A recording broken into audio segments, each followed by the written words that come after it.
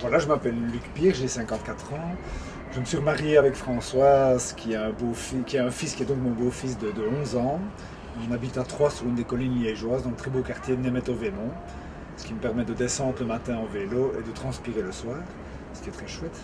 Je me définis comme entrepreneur culturel, donc je travaille surtout dans le domaine de la culture.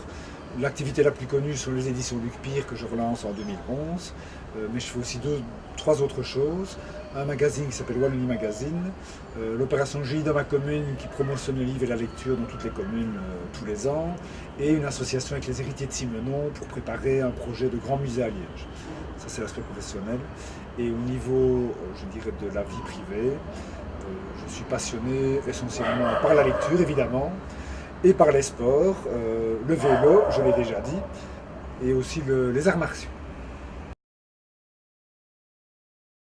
Parce que c'est la moindre des choses.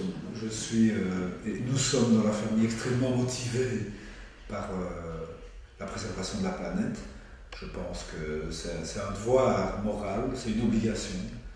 C'est même une obligation égoïste parce que je fais partie d'une génération qui ne fera pas les dégâts de la suivante. Mais même sur les 20-30 prochaines années, je vais vivre personnellement les dégâts.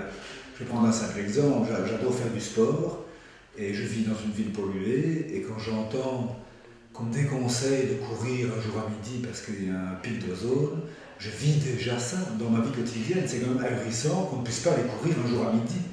Donc je suis extrêmement motivé personnellement et la famille aussi.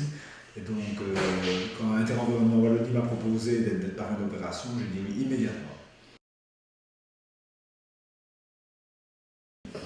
Je l'estime plutôt bonne. Donc je me réjouis que vous fassiez un audit pour voir si mes pressentiments sont exacts, mais je l'estime plutôt bonne.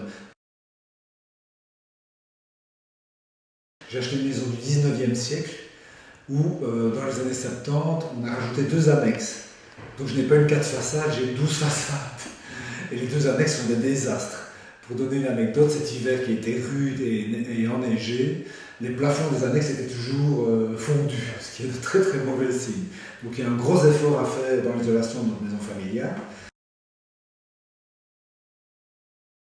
D'abord, il y a le choix qui est clairement écologique de vivre en ville. Donc, comme beaucoup de Liégeois, je suis attiré par la banlieue, la grande banlieue, qui est a priori plus agréable, mais ça veut dire 2 voitures, ça veut dire énormément de déplacements, ça veut dire départ en taxi. Rien que ça, c'est un coût, je pense, énergétique gigantesque. Et deuxième chose, je fais énormément de déplacements à vélo. Donc, presque 90% des déplacements professionnels ce sont en vélo. Quand je vais à Bruxelles, j'ai un vélo à Bruxelles depuis 18 ans en gare centrale. Je vais en vélo à la gare à Liège et j'ai mon vélo à Bruxelles. Maintenant, depuis quelques mois, j'ai reçu un vélo des Tech, un vélo pliable qui me permet donc d'utiliser mon vélo pliable pour les autres gares. Et pour donner un chiffre que les Belges comprendront bien, la voiture familiale est à moins de 10 000 km par an. Moins de 10 000 km par an. Ce qui est une forte baisse, je devais être à 30-40 000 il y a quelques années. Kilomètres par an, ça fait quand même une très grosse différence. Donc je choisis de vivre en ville, de me déplacer à vélo, d'essayer de ne pas trop souvent faire des mini-trips Ryanair. Et quand j'ai le déplacement en avion, on fait de la compensation aussi.